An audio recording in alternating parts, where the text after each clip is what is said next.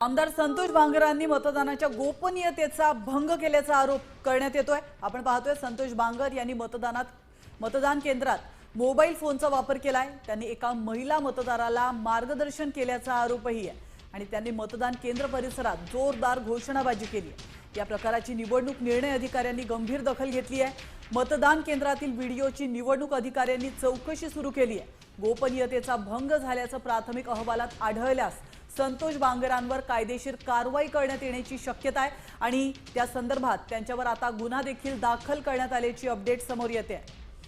आणि आपण पाहतोय संतोष बांगरांकडून मतदानाच्या गोपनीयतेचा जो भंग करण्यात आला होता, निवडणूक आयोगाकडून त्याची गंभीर दखल घेण्यात आली आहे। प्रकरणाची चौकशी करण्याचे आयोगाचे निर्देश आहेत। निवडणूक अधिकाऱ्यावरही कारवाईची शक्यता या ठिकाणी वर्तवण्यात येते। अतिशय महत्त्वाची बातमी आपण पाहतोय।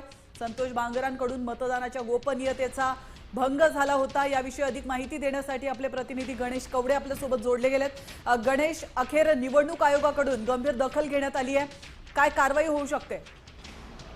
नक्कीच संतोष बांगर ज्या पद्धतीने खरं तर निवडणुकीच्या मतदान केंद्रामध्ये जाऊन जो काही गोपनीयतेचा भंग केलेला आहे, या सगळ्या संदर्भातले व्हिडिओ आहेत ते प्रकाशित झाल्यानंतर निवडणूक आयोगाने दखल घेतली आणि प्रामुख्याने जर बघायचं झालं तर त्या ठिकाणी निवडणूक अधिकाऱ्यांवर देखील आता कारवाई होण्याची दाट शक्यता आहे ती वर्तवली जाते आहे। या सगळ्या संदर्भातला रिपोर्ट देखील आहे तो मागवण्यात आलेला मुख्य निवडणूक आयोगाने, कारण की अशा पद्धतीचा एखादा लोकप्रतिनिधी जाऊन स्वतः त्या ठिकाणी जर अशा पद्धतीने जी व्हिडिओ शूटिंग करत असेल तर त्यावेळेस निवडणूक आयोगाचे अधिकारी नेमके काय करत होते हा देखील प्रश्न आहे तो उपस्थित करण्यात आला होता। त्यामुळे आता या ठिकाणचे जे काही अधिकारी आहेत यांच्यावर देखील आता कारवाई होताना पाहायला मिळणार। धन्यवाद तुम्ही दिलेल्या महत्त्वपूर्ण माहितीबद्दल। आता चौकशीतून काय समोर येतं हे पाहणं महत्त्वाचं आहे।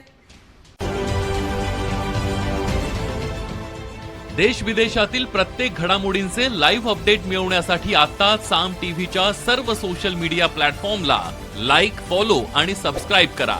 तसंच सर्व नोटिफिकेशनसाठी बेल आयकॉन प्रेस करायला विसरू नका।